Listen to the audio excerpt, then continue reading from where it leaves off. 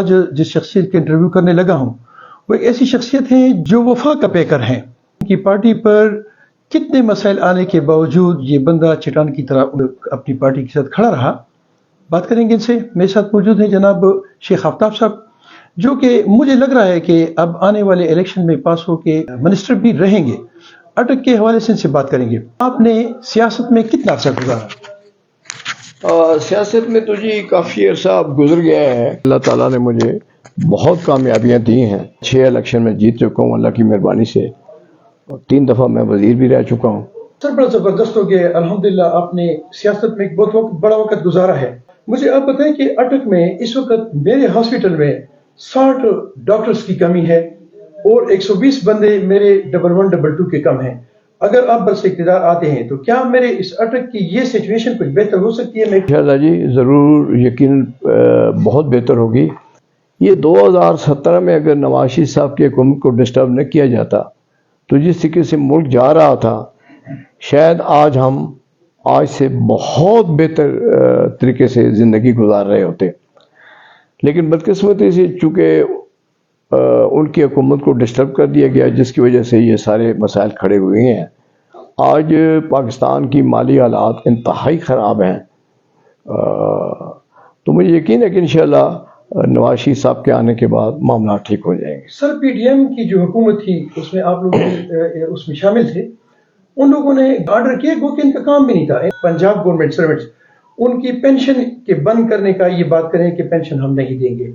آپ کیا سمجھتے ہیں کہ جب آپ برس اقتدار آئے گی کیا یہ جو میرے بچے ہیں جو اکثر آپ لوگوں نے بھرتی کروائے ہیں کیا اس کے لیے آپ کو کوئی ایکشن لیں گے؟ یقیناً جی, پینشن تو انتہائی ضروری ہے.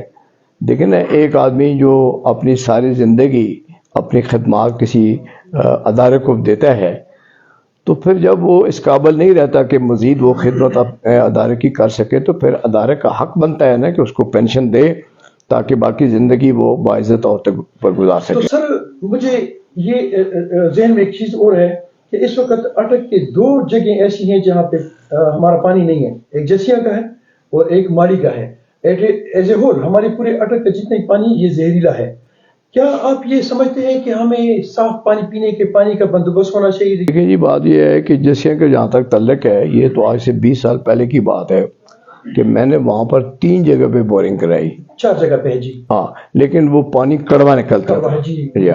پھر میں نے یہ سامنے جو باغ ہے ہمارا یہاں میں نے ٹیوب ویل لگایا اور یہاں سے پھر پانی میں کھول دیا. اور جسیاں کے جہاں تک تعلق ہے وہ بل بر وقت ادا نہیں ہوتے جس کی وجہ سے وہاں ایشوز رہتے ہیں, ورنہ وہاں پانی کی کمی نہیں ہے. آپ ایکشن کروائیں گے؟ مطلب اس میں ایکشن تو یہی ہوتا ہے نا جی کہ جہاں تک جسیاں کا تعلق ہے وہ تو پانی پراپرلی یہاں سے ٹیوب ویل سے جا رہا ہے. اگر خدا نہ خواستہ کوئی درمیان میں وہ کوئی بریک آتی ہے تو ہم متمادہ جگہ پہ پھر ٹیوب کو لگا دیں گے. سر اٹک کی یہ جو ہماری آبادی ہے یہ بڑی تیز سے الحمدللہ بڑھ رہی ہے. کیا آپ یہ نہیں سمجھتے کہ اس کی رش کو دیکھتے ہوئے ہمیں ایک رنگ روڈ کی ضرورت ہے؟ نہیں, وہ آلریڈی جیسے کہ 2017 میں ہماری گورنمنٹ چل رہی تھی تو ہم نے رنگ روڈ کا پروگرام بنایا تھا. ہم یہ بھی چاہتے ہیں کہ یہ شہر میں جو اس طرف کے علاقے ہیں, ملالجا ہے, شہباد ہے, اس قسم کے علاقے ہیں یا یہ لوگ شرفہ ہے, تو اس کے لیے تو ہمیں رنگ روڈ بنانی پڑے گی جو سڑک بار بار سے گزرے تاکہ شہر کے اندر رش کم ہو جائے. سر یہ جو ہمارا شین باغ سائڈ پہ ایک وہ ریلوے پھاٹک ہے اس پہ ہمیں بہت زیادہ مسئلہ ہوتی ہے, خاص کر 1122 کی گاڑیوں کو اور فائر بریگیڈ کی گاڑیوں کو. کیا آپ یہ مناسب نہیں سمجھتے کہ اس پہ اب تک کوئی اوور ہیڈ برج بنا ہوتا یا اس کے بعد کوئی بننا چاہیے؟ یہ وہ یقینی طور پر یہاں ہمارا پلان تھا, ہم یہاں برج بنانا چاہتے تھے.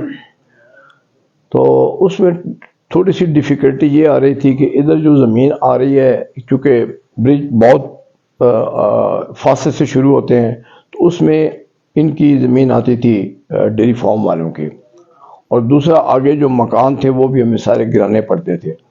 تو اس کے لیے ایک تجویز بنا رہے تھے کہ بھئی ان کو تو خیر ہم زمین کے پیسے دے دیں گے تو وہ جو گھر ڈسٹرب ہوں گے ان کا کیا کریں گے. یہ پلاننگ ہماری چل ہی رہی تھی کہ درمیان میں یہ گورنمنٹ چلی گئی. سر یہ جو جماعت اسلامی نے ایک پوائنٹ اٹھایا ہے کہ یہ ہماری بارانی یونیورسٹی جو ہے اس میں ایک بہت بڑا کرپشن ہے. دوسری بات یہ کہ اس کو بہت عرصہ ہو گیا کہ یہ ابھی ہمارے بچوں کے لیے مطلب سٹارٹ نہیں کی گئی. آپ کیا سمجھتے ہیں کہ واقعی اس میں کرپشن ہے, اس کو دور کیا جائے گا اور اس کو جلد از جلد ہمارے بچوں کے سٹارٹ کر دیا جائے دیکھیں گا؟ جی, جہاں تک مجھے دیکھیں نا, 1000 کنال ہم نے زمین اس کے لیے خریدی تھی. اس خریداری کے ساتھ کسی کا تعلق نہیں ہوتا, وہ ڈائریکٹ ڈی سی جو ہے وہ آرڈر کرتا ہے تحصیلدار کو کہ آپ موقع پہ جائیں اور مجھے بتائیں کہ اس زمین کا ہم نے کیا ادا کرنا ہے. تو یہ زمین جو ہے جب تحصیلدار, اسسٹنٹ کمشنر یہ ریٹ متعین کرتے ہیں تو یہ تو پھر وہ سیکشن 4 لگا کر ڈی سی نہیں پیمنٹ کرنی ہوتی ہے. ایسی مجھے نہیں پتا کہ وہاں کو کرپشن ہوئی ہے یا نہیں ہوئی ہے, کیونکہ جس وقت یہ زمین ابھی کام چل ہی رہا تھا کہ ہماری گورنمنٹ کو فارغ کر دیا گیا, بعد میں پھر پی ٹی آئی کی حکومت آئی تو یہ تو میرے علم میں نہیں ہے کہ وہاں کو کرپشن ہوئی ہے یا نہیں ہوئی ہے. اگر ہوئی ہے تو اس کو سامنے لایا جائے. ہاں, آپ لوگ جب ایم این ایز یا ایم پیز بنتے ہیں تو آپ لیجسلیشن کے لیے بنتے ہیں کہ آپ نے ہمارے متعلق علاقے کے لیے خوبصورت اور اچھے قوانین بنانے, جبکہ ہم آپ کو اپنے کاموں کے حوالے سے کہتے ہیں کہ جی میری نالی بنے اور گلی بنے اور پول لگائیں وغیرہ وغیرہ. آپ کیا سمجھتے ہیں کہ اٹک کے لیے کیا قوانین ہونے چاہیے, آپ کے ذہن میں کیا ہے اور آپ نے ابھی تک کیا کیا؟ دیکھیں جی, اس کے لیے پوری دنیا میں یہی ہوتا ہے کہ کارپوریشن جو ہوتی ہیں وہ پاورفل ہوتی ہیں. یہ ڈیولپمنٹ جتنی بھی کرنی ہوتی ہے یہ کارپوریشن کرتی ہیں, ان کے بلدیاتی ادارے کرتے ہیں, اس سے MNAs MPAs کا کوئی تعلق نہیں ہوتا. لیکن یہاں بدقسمتی یہی ہے کہ ابھی تک وہ ادارے مضبوط نہیں ہو سکے, صحیح قانون بھی نہیں بن سکے. دوسرا یہ ہوتا ہے کہ ان اداروں کا پھر ٹکراؤ شروع ہو جاتا ہے اوپر کے لیول پر, ورنہ یہ کام M N A M P A کا کام یہ گلیاں نالے سڑکیں نہیں بنانا, ان کا کام ہے لیجسلیشن کرنی. بیرونی دنیا میں آپ امریکہ میں چلے جائیں, آپ برطانیہ میں چلے جائیں, تو وہاں یہ سارے کام کارپوریشن ہی کرتی ہیں.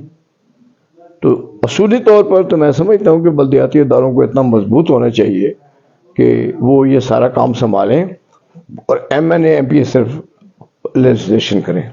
سر, میرے فالوورز جو ہیں یا میرے بچے جو ہیں جو مجھے دیکھتے ہیں, ان کو آپ کیا میسج کنوے کرنا چاہتے ہیں؟ دیکھیں جی, سچی بات تو یہ ہے کہ یہ میرے ایک دل کی آواز ہے اور یہی نواز شریف صاحب کی بھی ہے کہ ان بچوں کا مستقبل جو ہے کس طریقے سے ہم نے روشن کرنا ہے.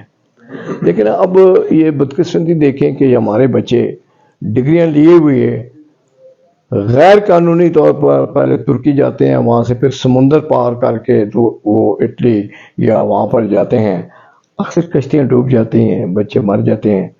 تو اگر ہمارے اپنے ملک میں ذرائع موجود ہوں تو انہیں کیا ضرورت ہے جی کہ یہ وہاں پر جائیں اور وہاں سے اپنے زندگیاں گنوا دیں.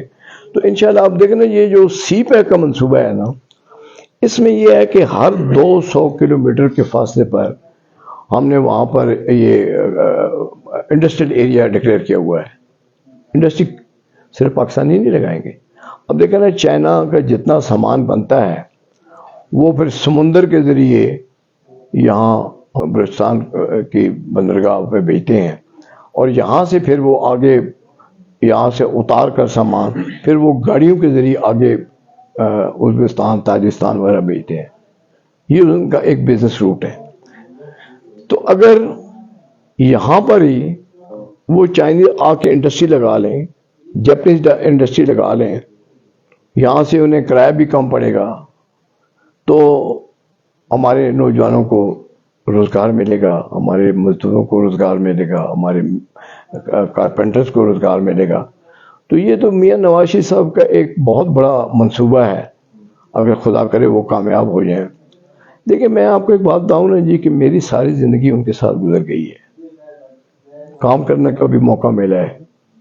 میں یہ بات اپنے ایمان سے کہہ سکتا ہوں کہ 10 سال صرف ان کو آپ چھیڑیں نہیں, ان کو تنگ نہ کریں, ان کی حکومت کو گرائیں نہیں, 10 سال میں پاکستان دنیا کا ایک ٹائگر بن جائے گا. سر, یہ پاکستان دنیا کے ایک ٹائگر بن جائے گا کے لیے تو ایک صاف اور شفاف الیکشن کی ضرورت ہے. کیا آپ یہ سمجھتے ہیں کہ الیکشن شفاف ہوں گے اور صاف ستھرے ہوں گے؟ خدا کرے ہوں. ہماری تو خواہش یہی ہے کہ میں نے دیکھا نا 90 کا الیکشن لڑا, 93 کا لڑا, 97 کا لڑا, وہ الیکشن صاف ستھرے تھے, ان میں کسی قسم کا کوئی نہیں تھا. یہ جھگڑا اب 2018 کے الیکشن میں پڑا ہوا ہے کہ میرا رزلٹ مجھے آج دن تک نہیں ملا، مجھے نہیں پتا کہ حضروں سے میرے کیا ووٹ تھے.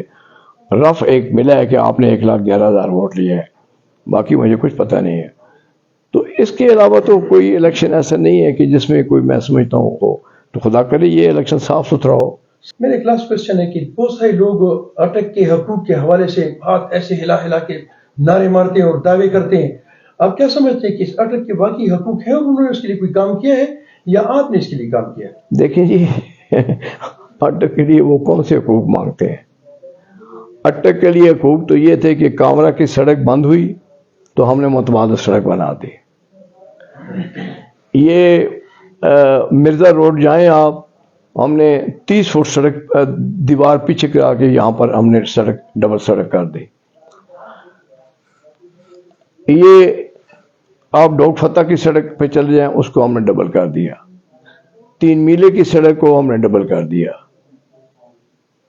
یہاں تقریباً میرے حلقے میں 450 گاؤں ہے، کوئی ایک گاؤں ہم نے نہیں چھوڑا جہاں ہم نے گیس نہیں ڈال دی، بجلی نہیں دے دی، سڑکیں نہیں دے دی. حقوق اٹک تو ہم نے سارے پورے کر دیے ہیں. اب کون سے حقوق رہتے ہیں؟ یہ تو ایک زبانی جمع خرچ ہے نا جی.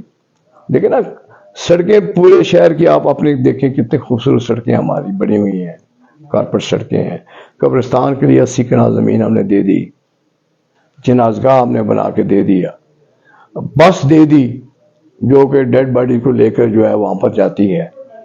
پولی ٹیکنیک انسٹیٹیوٹ ہم نے بنا دیا، کمرشل انسٹیٹیوٹ ہم نے بنا دیا. یہاں پر MA کی کلاسز کا اجرا ہم نے کر دیا. تو کہنے کا ہے کہ حقوق اٹک تو ہم نے سارے پورے کر دیے ہیں. اب نہ جانے کون سے حقوق ہیں جو وہ کو چاہتے ہیں. زبردست ہو گیا جی. میں دعا گو ہوں جی، اے میرے اللہ ایسے لوگوں کو بس اقتدار لائے جو عوام اور میرے بچوں کے لیے وہ کام کریں جو ان کے فائدے کے ہوں اور ان کی کامیابی ہو اور ملک ترقی کرے. تھینک یو جی. السلام علیکم ورحمۃ اللہ وبرکاتہ. وعلیکم السلام.